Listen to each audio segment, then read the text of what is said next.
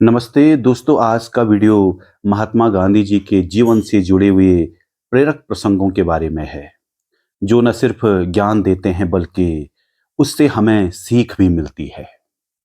कभी झूठ नहीं बोलना चाहिए। महात्मा गांधी झूठ के सख्त खिलाफ थे। दरअसल उनकी जिंदगी में एक ऐसा किस्सा हुआ जिसके बाद उन्होंने तय किया कि वो कभी झूठ नहीं बोलेंगे। दरअसल उनके भाई उन दिनों कर्ज में फंसे हुए थे। ऐसे में भाई की मदद के लिए उन्होंने अपना सोने का कड़ा बेच दिया। जब घर वालों ने कड़े को लेकर सवाल किया तो उन्होंने झूठ बोलते हुए कहा कि कड़ा कहीं खो गया है। लेकिन गांधी जी झूठ बोलकर खुश नहीं थे। बार बार उनकी आत्मा उन्हें सच बोलने के लिए कह रही थी। ऐसे में उन्होंने अपने पिता को एक पत्र लिखा और सारी सच्चाई बता दी। पत्र मिलने के बाद उन्हें लगा कि पिता बहुत पीटेंगे, लेकिन ऐसा नहीं हुआ। इस बात से उन्हें काफी चोट पहुंची थी। दूसरा प्रसंग है गांधी जी से संबंधित समय की कीमत।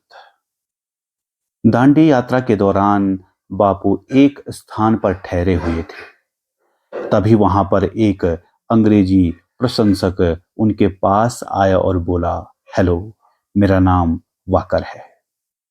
इस पर गांधी जी ने चलते चलते कहा, मैं भी तो वाकर हूं। ये कहकर गांधी जी वहां से चले गए। ऐसा करते देख एक शख्स उनके पास आया और कहा कि आप उससे मिले क्यों नहीं, आपकी प्रसिद्धि होती। तभी गांधी जी ने कहा, मेरे लिए सम्मान से ज्यादा समय कीमत की है। गांधी जी ने दी थी कर्म बोने की सलाह। उन दिनों गांधी जी एक गांव में गए हुए थे, जहां गांधी जी को देखने के लिए लोगों की भीड़ लग गई। इस पर गांधी ने गांव वालों से पूछा, इस वक्त किस अन्न की कटाई हो रही है और किस अन्न को बोया जा रहा है। इस पर एक वृद्ध व्यक्ति ने बाहर आकर कहा कि आप इतने ज्ञानी हैं, क्या आपको ये नहीं पता जेठ मास में कोई फसल लगाई नहीं जाती। इस पर गांधी जी ने कहा कि तो क्या इस वक्त आप खाली हैं? आप चाहें तो कुछ बो सकते हैं, कुछ भी काट सकते हैं। लोगों ने कहा कि आप ही बता दीजिए क्या बोना और क्या काटना चाहिए। इस पर उन्होंने कहा कि आप लोग कर्म बोइए और आदत को काटिए, आदत को बोइए और चरित्र को काटिए, चरित्र को बोइए और भाग्य को काटिए, तभी तुम्हारा जीवन सार्थक हो पाएगा। अगला प्रसंग है, गलती हो तो माफी मांगे।